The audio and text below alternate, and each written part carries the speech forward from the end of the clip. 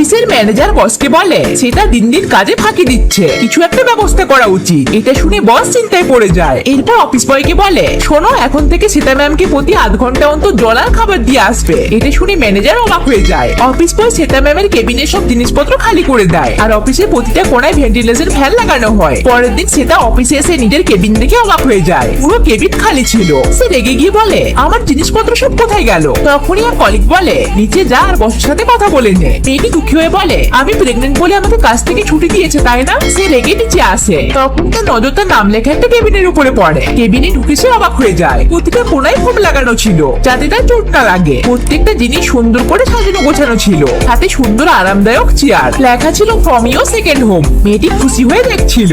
আরাম করে বসার জন্য নিচে একটা পা রাখার টুলও ছিল যাতে সে একদম কমফোর্ট ফিল করে। তার যাতে উপরে উঠতে কষ্ট না হয় সেই কারণে নিচে তার কেবিন শিফট করা হয়েছে। তখনই বস আসে আর জিজ্ঞেস করে, তুমি কমফোর্টেবল তো? মেয়েটি খুশি হয়ে হ্যাঁ বলে। বস বলে, মা হওয়া সহজ নয়, আমরা শুধু চেষ্টা করছি যাতে তোমার এই জার্নি সহজ হয়। এটা শুনে মেয়েটি ভীষণ খুশি হয়ে যায় আর সে সত্যি অনুভব করে যে অফিসটা